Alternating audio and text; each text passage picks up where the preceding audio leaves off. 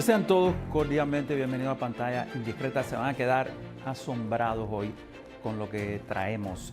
Yo creo que estamos tratando, este es un programa especial de Pantalla Indiscreta, estamos tratando dentro de lo posible de narrar la dictadura cubana de 60 años, hacer un cuento, hacer algunos apuntes y siempre he pensado que hacemos esto aquí en esta televisión para que no se repita, para de alguna manera podamos sobrevivir estos años terribles que le han tocado a los cubanos. El cine, y lo he repetido en muchas ocasiones, el cine es la memoria, es nuestra memoria, porque hay muchos libros que ha escrito el régimen a su manera, hay incluso películas que el régimen ha hecho pero que pueden ser aprovechadas por las personas que creen en la libertad. En 1984, Humberto López y Guerra, escritor, cineasta cubano, exiliado en Suecia. Ya saben, los cubanos estamos en diáspora, repartidos por cualquier lugar del mundo. Me gusta decir como una escritora amiga que ningún cubano escoge al país donde va a ir, sino al país donde se le presenta la oportunidad de escapar sencillamente de aquel agobio. Humberto López y Guerra terminó en Suecia, trabajaba afortunadamente para nosotros en la televisión sueca, hizo este documental, La Cuba de Castro. El capítulo de hoy, el capítulo de La Cuba de Castro, tiene que ver sobre todo con el poderío militar que se intronizó en la isla. Una isla que en esa época de 10 millones de habitantes y con uno de los ejércitos más grandes o quizás más grande del hemisferio. Bueno, creo que si se exceptúa el de Brasil, lo dicen ahí especialistas, y el de Estados Unidos, por supuesto, Cuba, de pronto tenía un ejército enorme que, lo vamos a ver en este documental, sencillamente se iba chupando totalmente la economía. Mucha gente hablan de el embargo, en Cuba le llaman bloqueo, pero aquí vamos a ver sobradas razones por la cual ese sistema ha resultado sencillamente inoperante.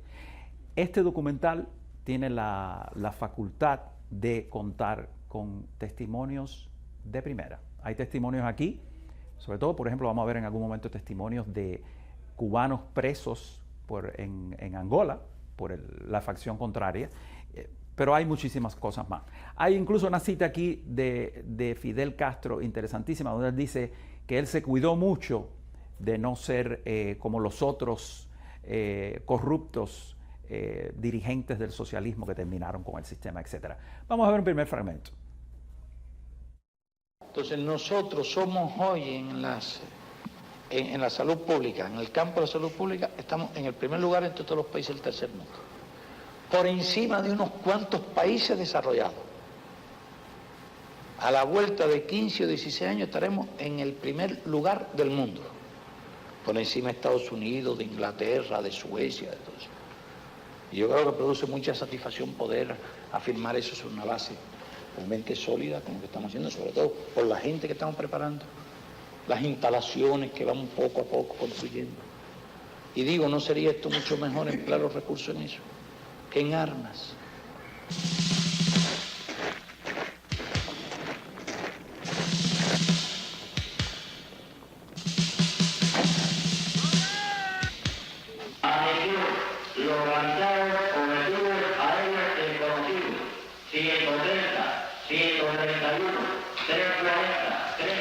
Compañero jefe de las tropas de la FARC, localizados 6 objetivos aéreos contra nuestro país.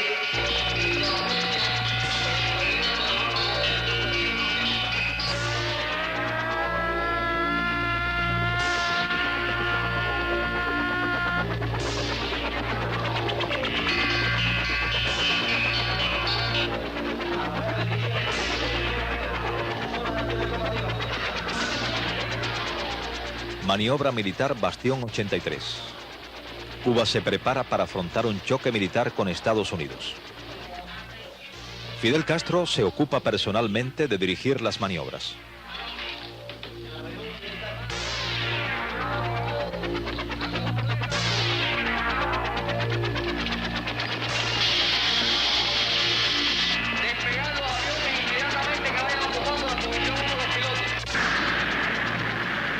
a un costo que sobrepasa los 2.500 millones de dólares.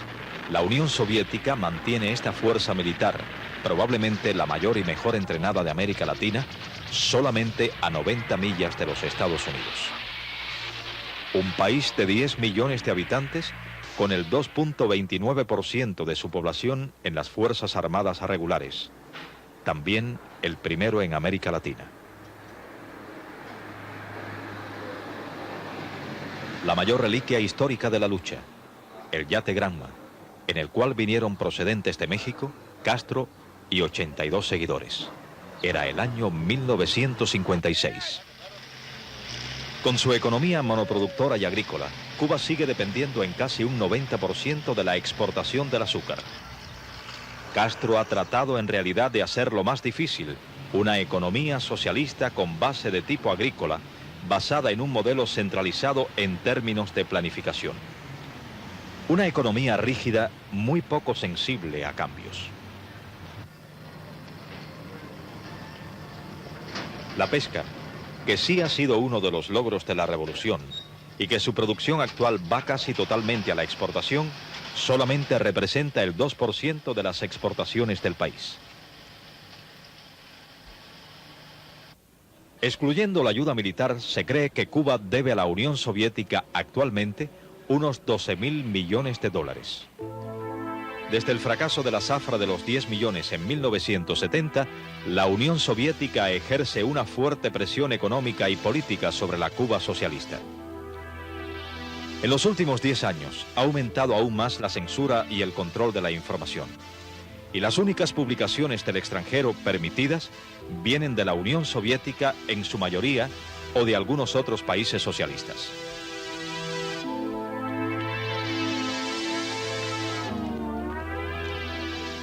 Para compensar esa falta de información, los cubanos escuchan la radio extranjera, a pesar de que esto es condenado por la ley del diversionismo ideológico, con penas hasta de 8 años de cárcel. Porque es verdad que los fundadores de revoluciones adquieren un prestigio muy grande. La ola de la revolución entraña tal cantidad de justicia y se gana tal apoyo del pueblo que muchos fundadores de revolución han cometido después graves errores, incluso graves abusos por autoritarismo, y se los han perdonado, incluso.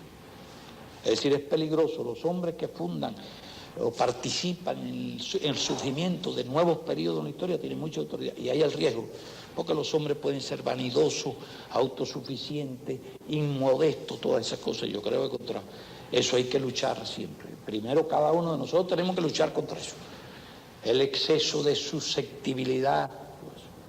Y yo creo que me he autoeducado muy bien en todo eso.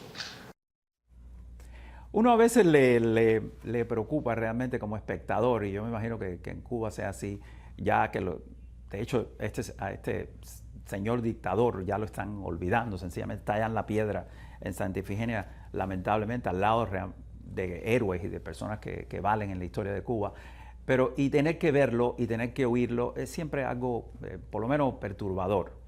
Sobre todo porque es alguien que uno quiere olvidar. Sin embargo, Humberto López Higuera lo utiliza como un leitmotiv durante su documental, porque las cosas que dice Castro son sintomáticas. Sin duda, a veces uno piensa, estaría bien de la cabeza, porque la descripción que él hace de los fundadores que han fracasado, los fundadores del socialismo, que todos tienden a la corrupción, todos tienden a la dictadura, todos tienden al poder absoluto, el hombre se está describiendo a él mismo y él reconoce que él no tiene esos errores. A mí me parece la cosa más curiosa, pero también perturbadora, porque este hombre gobernó los destinos de los cubanos mientras estuvo vivo y ha dejado un legado para que otros comisarios asignados por él y por su hermano sigan desgobernando el dichoso país. Estamos hablando de 1984. O sea, ¿qué estaba ocurriendo en esa época?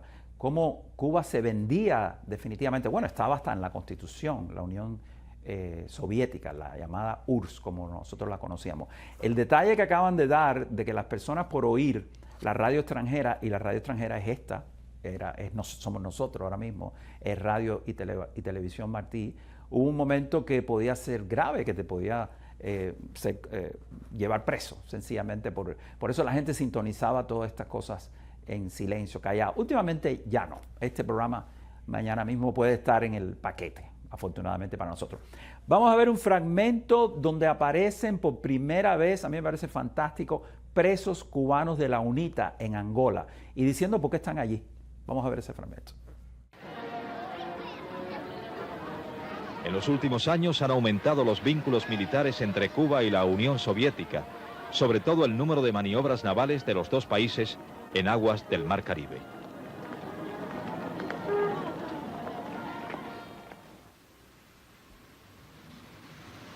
Oslo, primavera de 1984. José Luis Olivares, agregado comercial de la Embajada cubana en Helsinki y responsable de las relaciones comerciales de Cuba con los países nórdicos, solicitó asilo político en Noruega. Como diplomático especializado en cuestiones económicas, Olivares tiene profundos conocimientos de los problemas económicos de Cuba y sus causas. Según él, la dependencia económica de Cuba con la Unión Soviética y el incremento de la producción azucarera son los males de la economía cubana. Uno de los motivos que le indujeron a pedir asilo político y abandonar su cargo de diplomático es el de protestar contra el dominio militar, económico y político de la Unión Soviética en Cuba. Sobre los problemas de la enorme deuda exterior de Cuba y la dependencia de su país con la Unión Soviética, él nos explica. Cuba tiene una gran deuda exterior. Tiene una deuda exterior de 3.500 millones de dólares aproximadamente en lo que llaman moneda libremente convertible. Esta deuda de 3.500 millones de dólares no es muy grande comparada con los que tiene, por ejemplo, Brasil o México u otros países subdesarrollados. Sin embargo, la deuda cubana en moneda libremente convertible hay que agregarle la enorme deuda que tiene Cuba con la Unión Soviética y otros países socialistas, principalmente con la Unión Soviética. Nosotros podemos considerar esta deuda con la Unión Soviética en decenas de miles de millones de dólares. Esto significa que si unimos a la deuda que tiene Cuba con los países de economía de mercado, con la deuda que tiene con la Unión Soviética, Cuba pasa a engrosar, a formar parte de la lista de los países de más altos deudores del mundo. Estos créditos y estas condiciones de financiamiento de la deuda exterior de Cuba respecto a la Unión Soviética tiene a la larga, sí, como se ha visto y se ha comprobado, grandes implicaciones políticas. Las implicaciones que se ven todos los días en las relaciones entre la Unión Soviética y Cuba, y que Cuba corresponde a la política soviética en el plano internacional, en grandes y vitales problemas de la política internacional. Angola, 1975. Las tropas cubanas desfilan en Luanda después de haber ocupado el país. Con la ayuda de más de 30.000 soldados cubanos, el MPLA logró la victoria contra los otros grupos guerrilleros que también lucharon contra el poder colonial portugués y se autoproclamó como el único gobierno legítimo. La guerrilla del UNITA, con su líder el doctor Jonas Savimbi, nunca ha podido ser vencida por las tropas cubanas y del MPLA.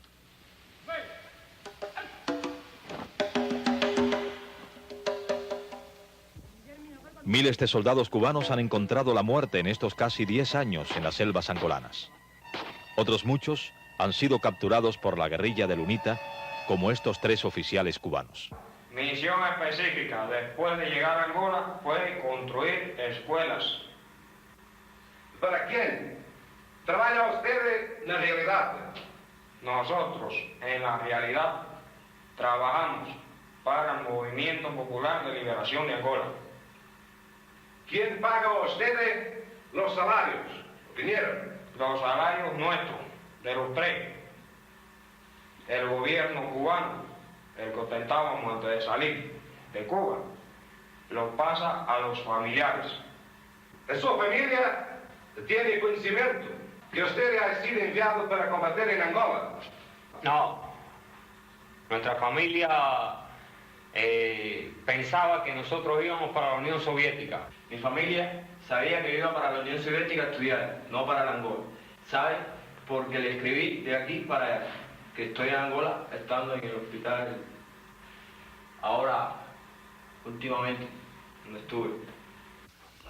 Yo estuve cerca de 2 meses en un campamento militar en la provincia de Pinar del Río.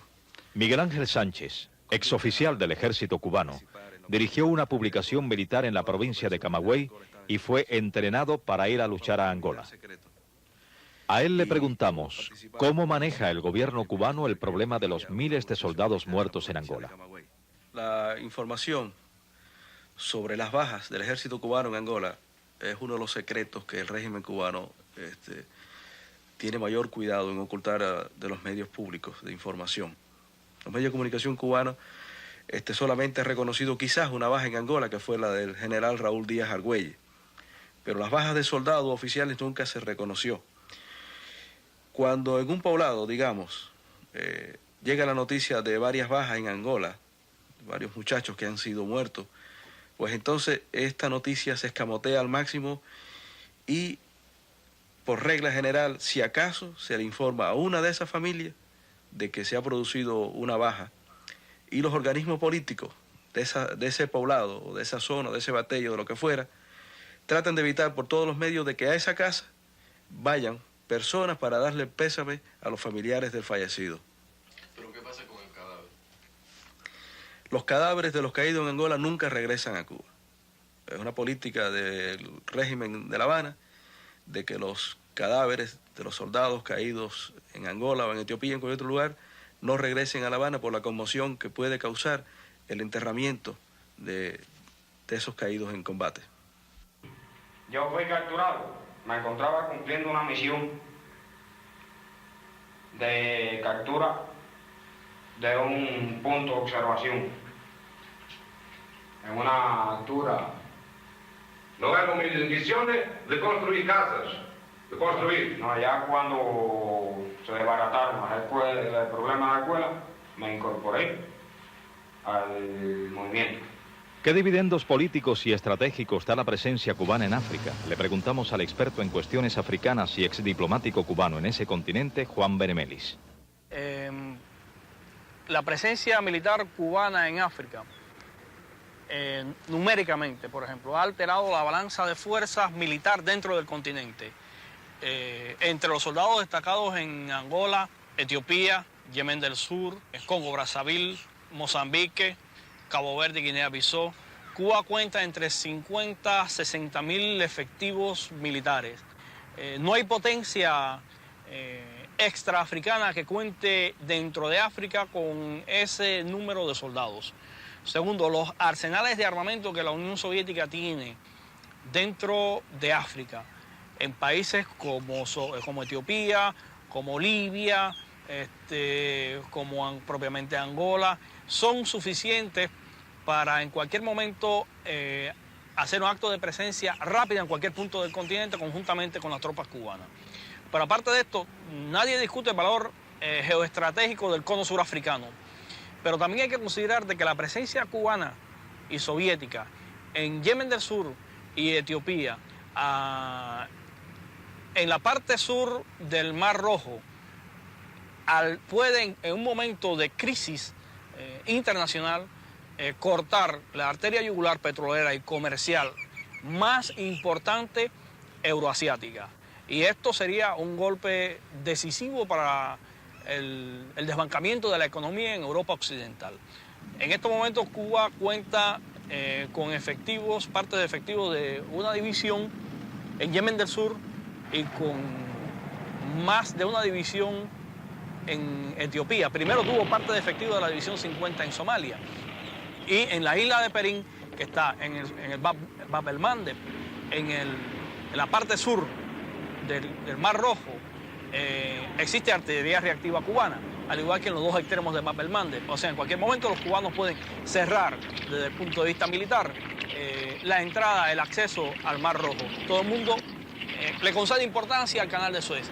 Y sin embargo se olvidan de que el Mar Rojo tiene dos vías de acceso. Una es el canal de Suez y otra es el estrecho de Bab el-Mandeb.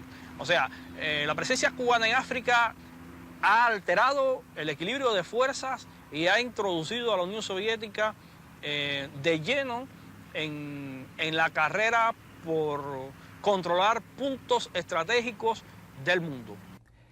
Viendo esto, yo digo, es uno de los materiales más reveladores de que yo tenga noticia.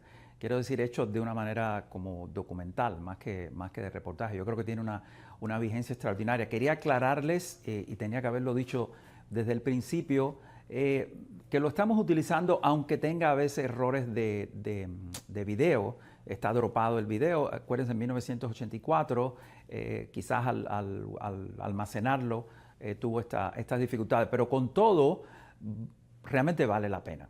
Y hay otro hecho que quería también subrayarle. Esas entrevistas que tienen una fotografía exquisita son de Ramón Suárez. Ramón Suárez es uno de los más importantes fotógrafos del cine cubano.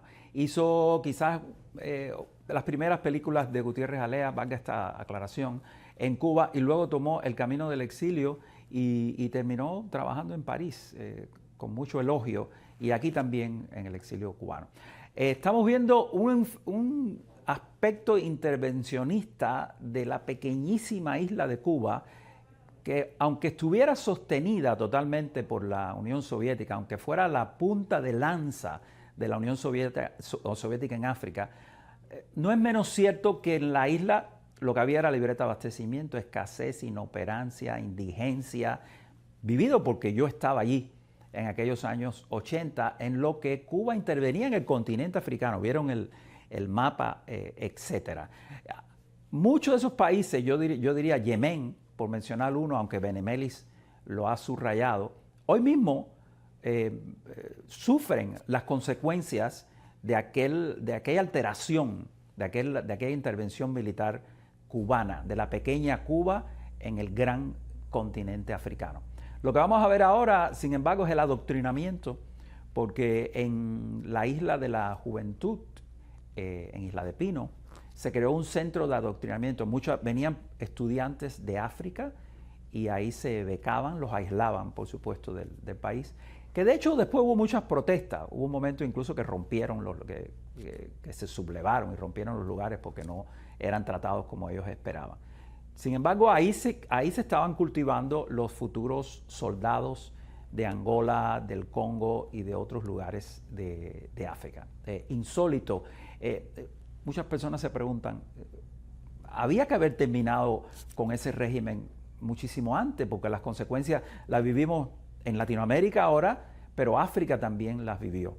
Y vale la pena también decirles que en el próximo fragmento viene el capítulo de Granada, que también fue un capítulo bastante patético para las Fuerzas Armadas cubanas. Vamos a ver este fragmento. Isla de la Juventud. La segunda isla del archipiélago cubano, antiguo escondite de piratas, hoy centro educacional y de adoctrinamiento político para jóvenes cubanos, africanos y latinoamericanos. Muchos de esos jóvenes vienen de Angola o de Namibia. Como esta joven, por lo regular permanecen en Cuba unos 15 años.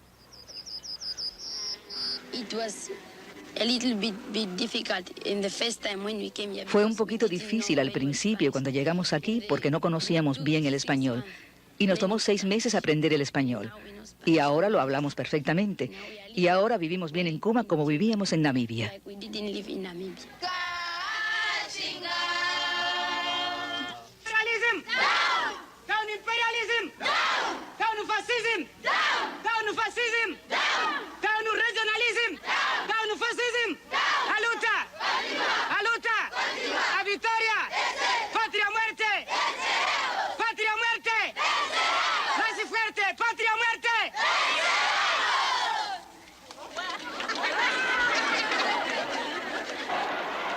En marzo de 1977, Fidel Castro viaja a Etiopía para ajustar los planes de la ayuda militar cubano-soviética a ese país africano en el conflicto con Somalia. Después de la visita, Castro decide enviar unos 30 tanques T-34 y carros blindados a Etiopía que se encontraban estacionados en Yemen del Sur.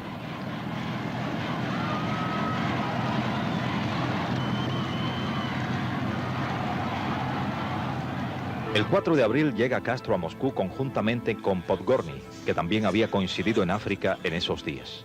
Brezhnev y Kosygin reciben a Castro personalmente. Un tiempo después, 17.000 soldados cubanos desembarcaban en Etiopía. El doctor Edward González, de la Rand Corporation, de Santa Mónica, California, Estados Unidos, es uno de los expertos más importantes en cuestiones militares y estratégicas cubanas. En estos últimos años ha dedicado todos sus estudios a analizar el rápido incremento de las Fuerzas Armadas de Cuba. A él le preguntamos si realmente se puede considerar a Cuba una potencia militar. ¿Es Cuba una potencia militar? Sí, es una potencia militar. Es lo que podríamos llamar una potencia de segundo orden, porque obviamente no se puede comparar con una gran potencia militar. Pero en el contexto de América Latina, de la cuenca del Caribe en particular, es la más poderosa potencia regional.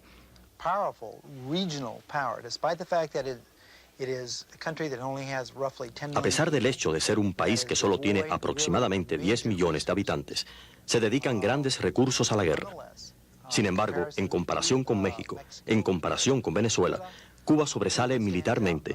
En términos de la cantidad de personas bajo las armas, es segunda solamente del Brasil, que es un país mucho más grande, con una población de 110-120 millones de habitantes.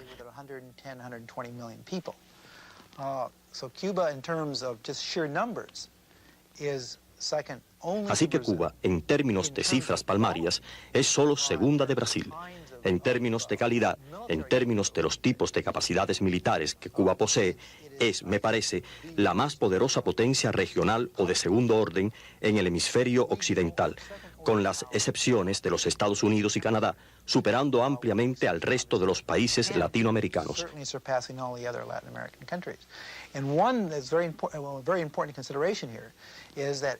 Y una cosa muy importante a tener en cuenta es que las Fuerzas Armadas cubanas han tenido experiencia de combate. Primero combatieron en Angola desde 1975 y luego en Etiopía desde finales de 1977. Según lo último que supe, esto fue hace 2 años, Fidel Castro proclamaba que aproximadamente 100.000 miembros de las Fuerzas Armadas cubanas, regulares y de la primera reserva, habían tenido experiencia de combate. Y eso es una cifra considerable.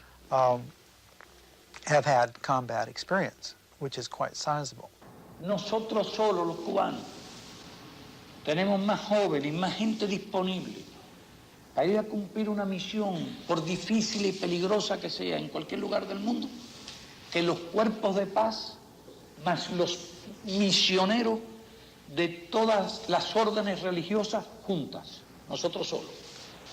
Pero si nosotros necesitamos 50.000, lo tenemos. Si necesitamos 300.000 jóvenes dispuestos a cumplir una misión de cualquier tipo, nosotros los tenemos. En los inicios de noviembre de 1983, Cuba recibe los restos de los cubanos caídos en combate con las tropas norteamericanas cuando éstas, acompañadas de otros 6 países caribeños de habla inglesa, ocuparon la isla de Granada.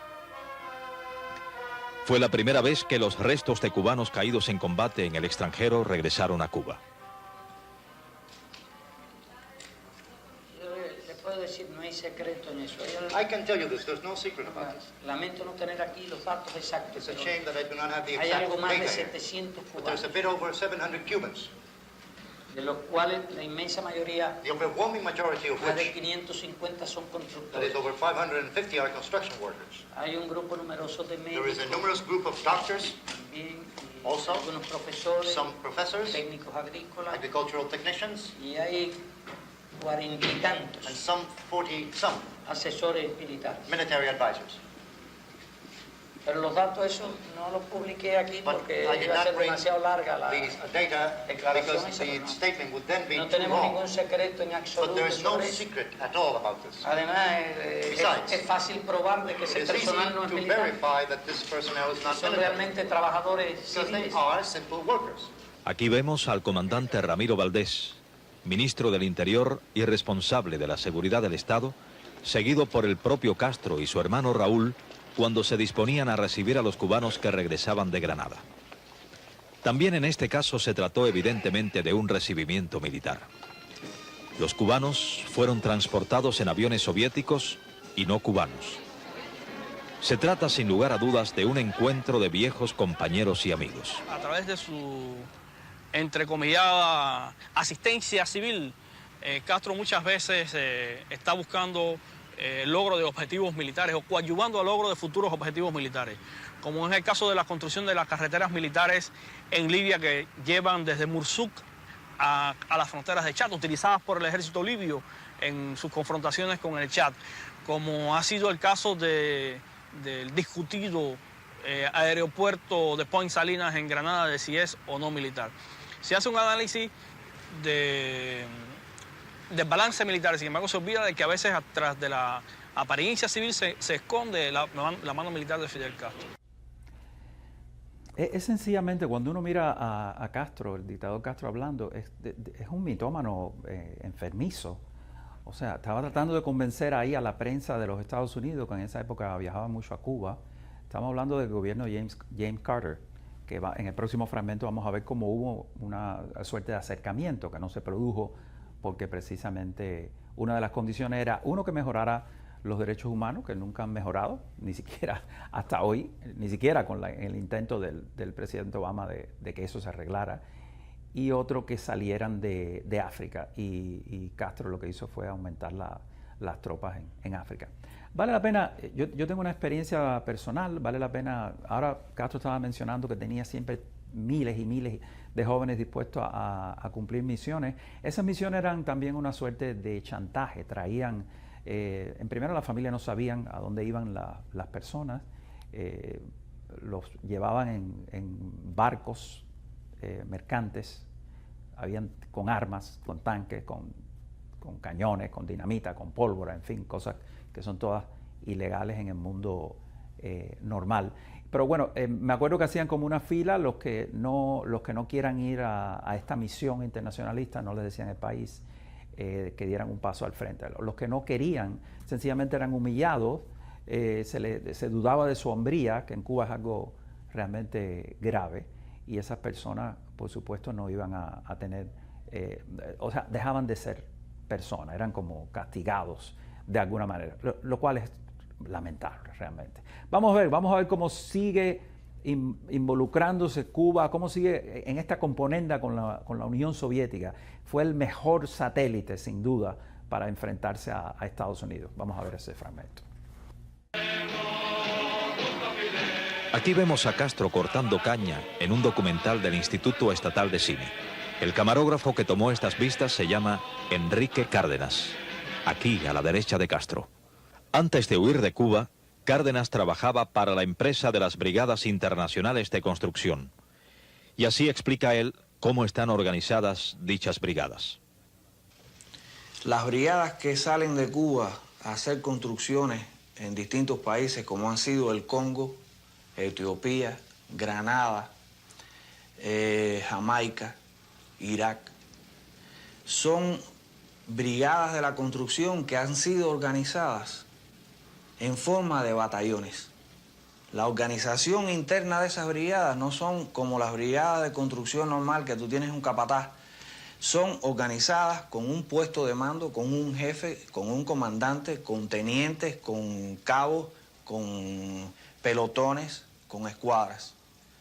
Yo conozco esto porque yo hice un trabajo para esa empresa, que es una empresa independiente, que no opera dentro de la ciudad de Cuba, o sea, de la isla de Cuba.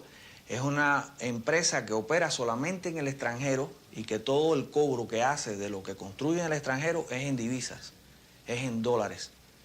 Yo conozco de eso porque trabajé dentro de la empresa para el presidente de esa empresa, que es Levi Farah, y para el director máximo de la empresa, que es Ramiro Valdés, que es ministro del Interior.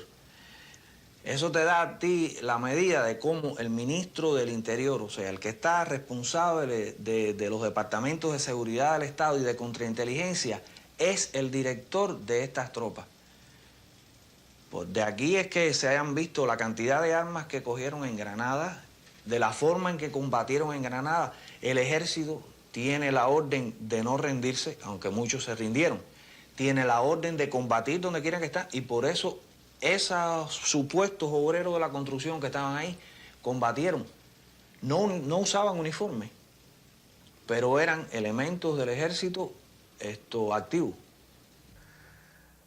La expansión de las Fuerzas Armadas cubanas también es única en América Latina, nos dice el doctor González de la RAND Corporation. Permítanme enseñarles ahora este otro gráfico que muestra el crecimiento de las Fuerzas Armadas cubanas a lo largo de un cierto periodo de tiempo. Y ahora estoy enfocando el asunto en términos de tiempo. Total de las Fuerzas Armadas, 47.000 hombres en 1960. Ahora ven ustedes que la cantidad se situaba justamente en torno a los 117.000 a principios de los años 70 hasta mediados de los 70, cuando se produce una tremenda expansión entre 1974-75 y 1980. Ahora bien, yo creo que esto tiene relación con otro problema, que es el siguiente. ¿Se emplean las Fuerzas Armadas cubanas solamente con propósitos defensivos? Lo que resulta notable respecto a este crecimiento es que cobra mayor impulso a mediados de los años 70, que fue una etapa en que las relaciones cubano-norteamericanas comenzaban a moverse hacia alguna forma de modus vivendi. De manera que el aceleramiento en el crecimiento de las Fuerzas Armadas cubanas no puede ser explicado por la hostilidad de los Estados Unidos. Se intensifica precisamente en los momentos en que primero durante el gobierno de Ford y después durante el gobierno de Carter, ambos países se estaban moviendo hacia alguna forma de mayor normalización. ¿Por qué entonces el crecimiento militar? Se trata obviamente de la operación africana. Son las tropas cubanas que marchan hacia Angola. En Estados Unidos se comenzó a hablar seriamente del restablecimiento de relaciones entre ambos países. Incluso la televisión americana entrevistó a Castro. Cuando el secretario de Estado Vance sugirió días atrás en una conferencia de prensa que los Estados Unidos estaban dispuestos a mejorar sus relaciones con Cuba, yo me encontraba en La Habana hablando con Fidel Castro en un reportaje para la CBS sobre Bahía de Cochinos. Al ser informado de la declaración de Vance, Castro convirtió la entrevista en una conversación de 2 horas acerca de toda la historia de las conflictivas relaciones y de las perspectivas del momento. Hablando a través de una intérprete, dijo que el comercio es la mejor manera de mejorar las relaciones.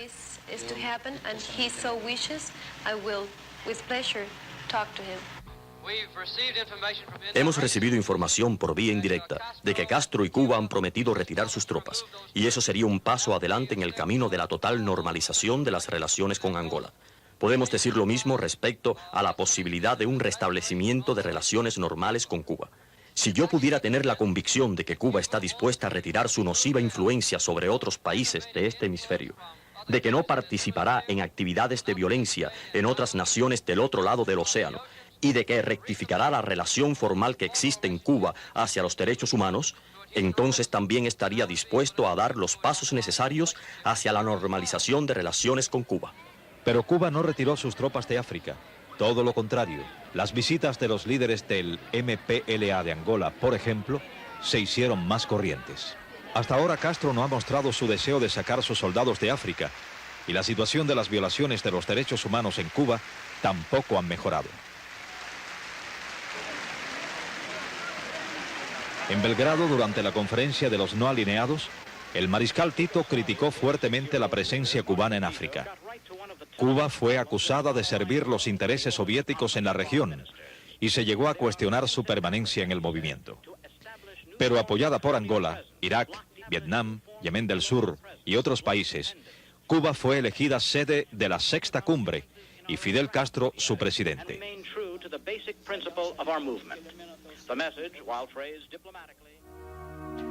El movimiento de los no alineados sufrió un duro golpe del cual aún no se ha recuperado.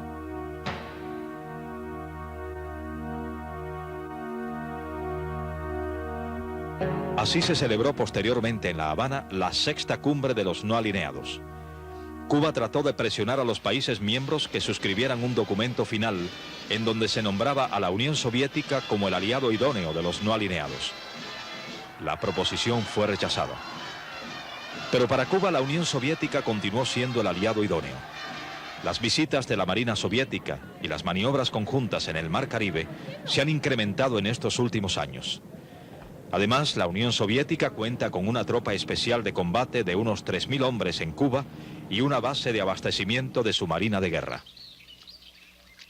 Este es el cosmonauta cubano Tamayo, en compañía aquí de su colega soviético, en un programa de televisión emitido en Cuba durante el vuelo espacial de ambos en la estación Soyuz 38. El lanzamiento del Soyuz 38 fue considerado de tal importancia política que el propio Raúl Castro fue a despedir a los cosmonautas. El lanzamiento, que por supuesto no fue transmitido en directo, fue posteriormente emitido por la televisión cubana con la presencia del propio Castro.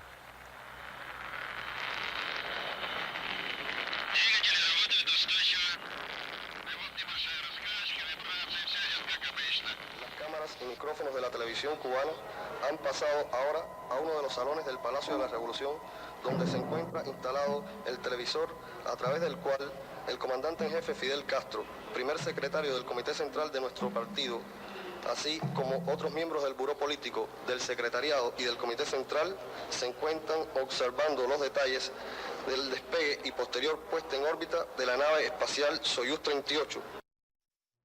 Imágenes inéditas y que vale la pena ciertamente recorrer.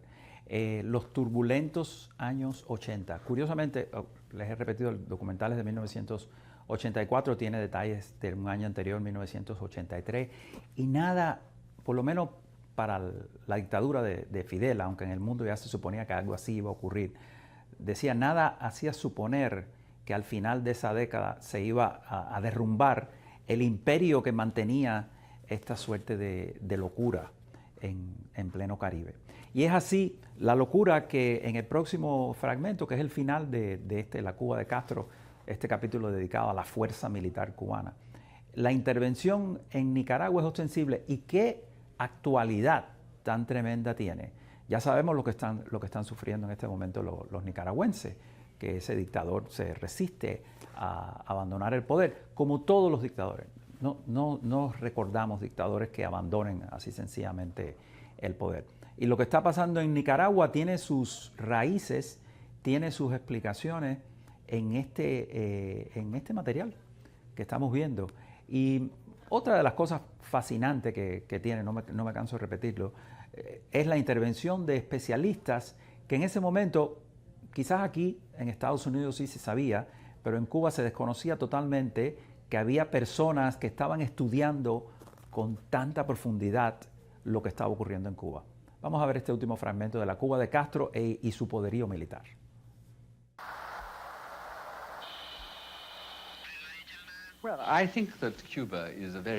Bueno, pienso que Cuba es un aliado muy útil para la Unión Soviética, lo que explica que las relaciones militares de Cuba con la Unión Soviética sean muy buenas.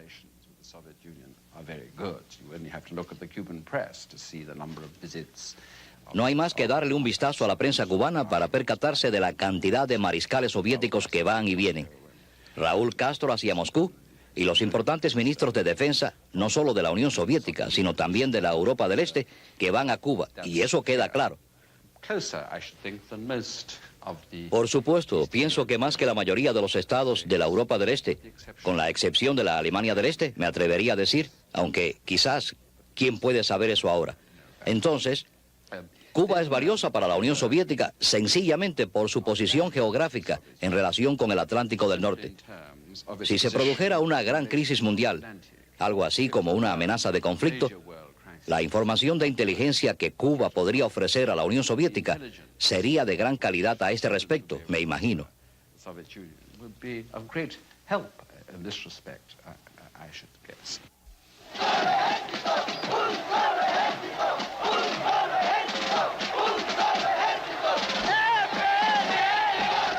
La ayuda y participación militar cubana en Nicaragua ha sido discutida ampliamente en estos últimos años.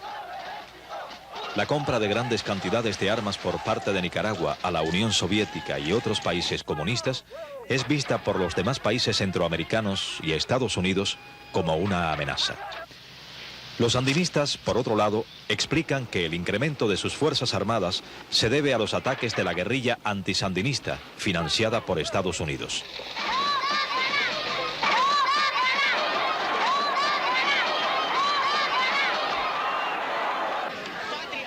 Nicaragua ha tratado de copiar en muchas cosas la estructura política cubana. Por ejemplo, los comités de defensa sandinistas.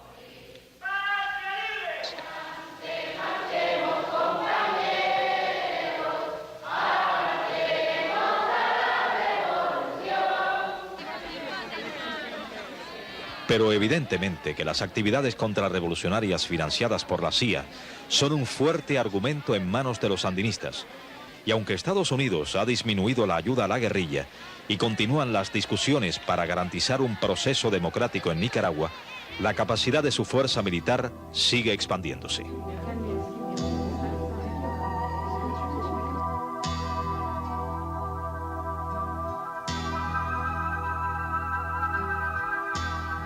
Cuba no solo ayuda a Nicaragua enviando personal militar y civil, sino también recibiendo cientos y quizás miles de niños nicaragüenses en sus escuelas de capacitación y adoctrinamiento en la Isla de la Juventud.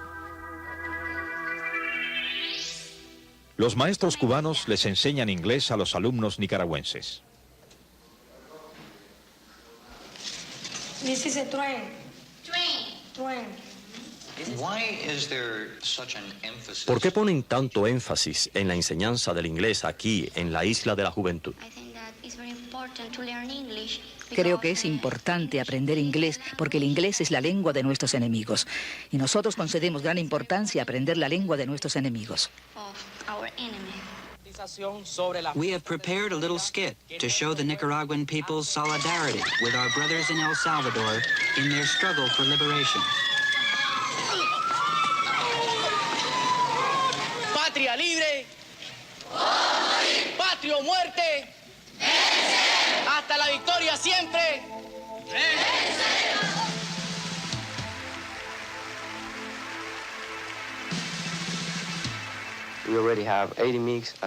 Ya tenemos 80 MiGs asignados a Nicaragua por el bloque soviético. Están en aeropuertos cubanos en espera de unos 100 pilotos que estamos preparando en Bulgaria desde 1979.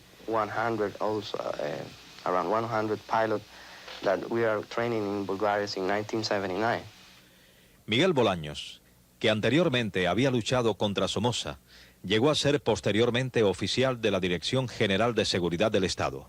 Hace algún tiempo salió al exilio. Según él, ya en estos momentos Nicaragua tiene cohetes tierra-aire soviéticos y denuncia también la presencia de las tropas cubanas en su país. Tenemos alrededor de 2.000 hombres en Nicaragua con fachada de maestros. Debe usted saber que hay alrededor de 4.500 maestros cubanos, y que la mitad de ellos son soldados, efectivamente soldados. We have never had any military conflict with any Latin American country. Our security problem is with the United States. Logically, faced with that, we must prepare ourselves, and we are certainly prepared.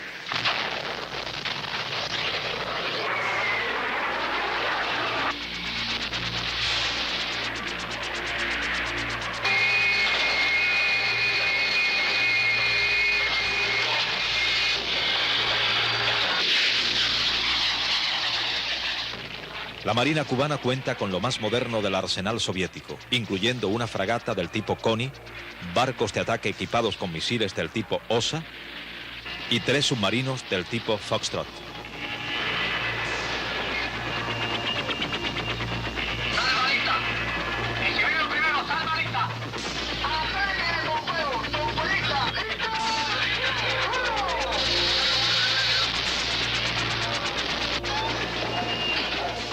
El máximo líder personalmente dirige las operaciones, ya que también es comandante en jefe de las Fuerzas Armadas. La Fuerza Aérea cuenta con más de 200 aviones MiG-21 y 23, también bombarderos AN-26, misiles SAM SA-3 y SA-6 y helicópteros de ataque. Esto, claro está, sin contar con el armamento del cual disponen las tropas cubanas en África o el Medio Oriente.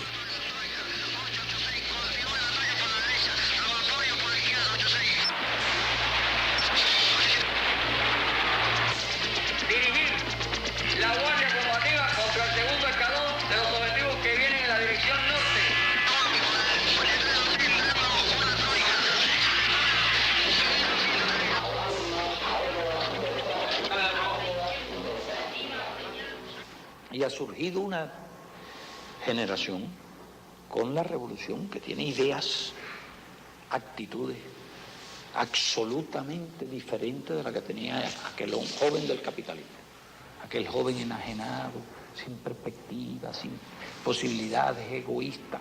Fidel Castro está muy contento con sus Fuerzas Armadas y con la nueva generación de cubanos. Pero muchos jóvenes dejan Cuba en lo que pueden, como en estas balsas, exponiendo sus vidas. Muchos han desaparecido en el intento. Otros están en las cárceles cubanas cumpliendo condena de hasta 10 años por salida ilegal del país. René Menéndez, natural de La Habana, 23 años, estudiante de medicina en la Universidad de La Habana. Salí de Cuba el 28 de junio del año 1983. Yo salí de Cuba con otro amigo mío, más joven que yo. Entonces yo y el amigo mío, que también tenía dificultades con el gobierno, decidimos venir en una balsa con esperanza de que nos recogiera un barco capitalista o democrático, como por ejemplo Panamá o Grecia, que van muchos a Cuba. ¿Por qué arriesgan su vida estos jóvenes cubanos para huir de su país? Muchos, como el propio René Menéndez, lo hacen para no ser enviados como soldados a África o Latinoamérica. Empezaron las personas del comité militar a llamarme, a pesar de que yo estaba en la reserva, para reclutarme para Angola, 6 meses de prácticas en la provincia de Pinar del Río y después 1 año y medio en Angola. Estas imágenes son de la televisión cubana y muestran un juicio a un joven que, como René Menéndez, no se presentó a su unidad militar cuando fue llamado. La primera de estas conclusiones constituye un delito consumado de deserción y otro de roba con fuerza en las cosas, previsto sancionado en los artículos 18, inciso 1 y 2. Acusado, ¿es cierto que usted se ausentó de su unidad militar el 16 de junio? Mirando para el tribunal, para el presidente. Sí, es cierto que me ausenté de la unidad militar. Es cierto. ¿Y no se presentó a ella posteriormente? No, pensé hacerlo después. ¿Sabía usted la situación en que se encontraba el país? Sí, pero no... ¿No decidió presentarse? Necesitaba resolver un problema. ¿Cuál? La tengo que decir. Oiga, y sobre el delito de robo que se le imputa ahí, ¿cierto también lo que se plantea sobre todas las mercancías esas que le fueron ocupadas sobre el carretón?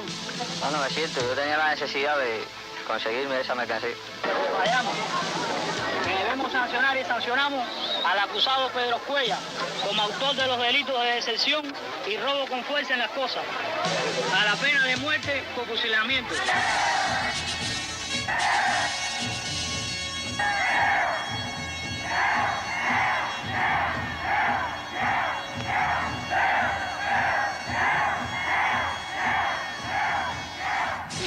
Yo digo que hasta los niños tienen que estar preparados. Hasta los niños.